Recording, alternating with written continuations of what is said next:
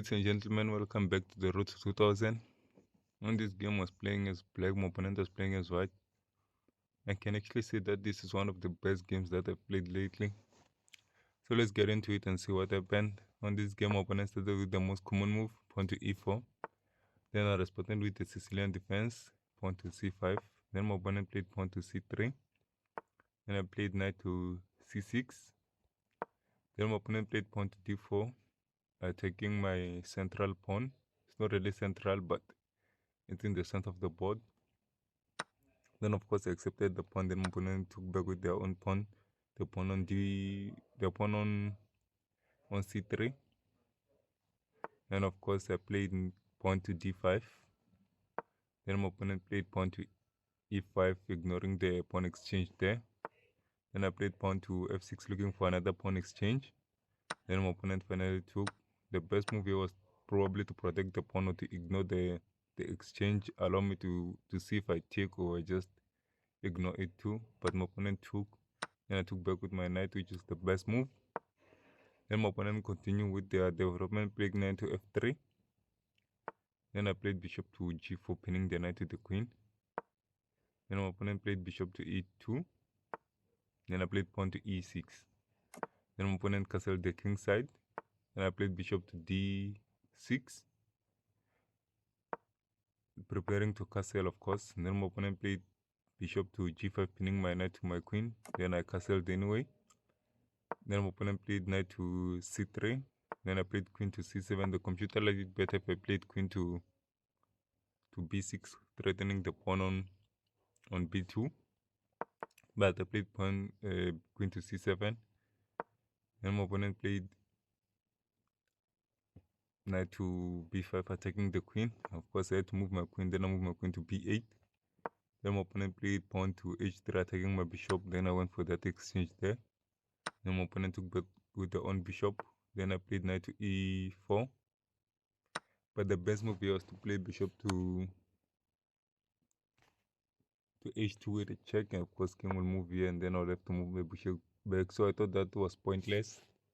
It's better to do it in the future where it's beneficial. Now I saw that it's not really beneficial, so I should just ignore it. But I made the mistake, but it's not really much, or that it doesn't affect me that much. It just gives white a little advantage. And if my opponent took, of course, that's the best move there. Then I took back with my pawn. Then my opponent made a blunder, playing knight to e1. Now the move is beneficial, playing bishop to h2 with a check. Then my opponent played king to f1, 2 blunders in a row. That's questionable. The best move was to play king to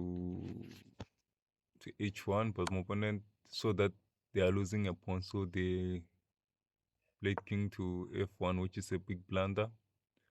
Then after that, I played the brilliant move, sacrificed my rook, playing rook to f2 with a check. Of course, it's checkmate. The rook has to be accepted. There's no other move to play here. Of course, my opponent had to accept. It's a forced move. Then my opponent took my rook, of course. Then I played queen to g3 with a check. And then from here, the game was actually over. It was just up to me on how I want to end it. But the game continued. Of course, from here, not anybody can just resign. If you know that if you know what's going to happen, you'll resign. But if you're not really sure, you'll continue playing. And if I was in the same position, I will continue playing. I won't resign. Then my opponent played king to e2. Of course, I'm threatening to capture a bishop, but I thought let me take the pawn first with a check because that bishop is already mine. Then my opponent played king to e3, which is a first move. Then after that, I took the bishop, but the computer liked it better if I played knight to b4, threatening a checkmate on d5. Of course, the only two moves to protect this is to play pawn to d5 or to play queen to b3. Playing queen to b3, of course, I'll continue to play the knight to d5 with a check, and the only move is for the queen to take. I'll take back with the pawn. That loses the queen, of course. And also the other move also loses the queen, playing pawn to to b5, I'll take back with my knight, which is a check, but the best move is not to take back with my knight, is to play knight to... No, not to play knight, is to play queen to g5 with a check. Of course, this didn't happen. I'm just explaining the scenarios or other options that would have happened in this game. I would have played check here, and then the only move to move here is not really the only move. There are a couple of moves that the king can go, and then maybe the king will go here, which is the best move for the king. But white is still losing, so let's go back to what really happened on the game and not dwell much into that. After I took the bishop, my opponent played king to e2. Then I played queen to g2. Then my opponent played king to e3, and then I played queen to h3 with a check. Then my opponent took the pawn, and then I played queen to f5 with another check. My opponent, this is forced of course, playing king to e3. Then I played bishop to f4 with a check. Then my opponent played king to e2.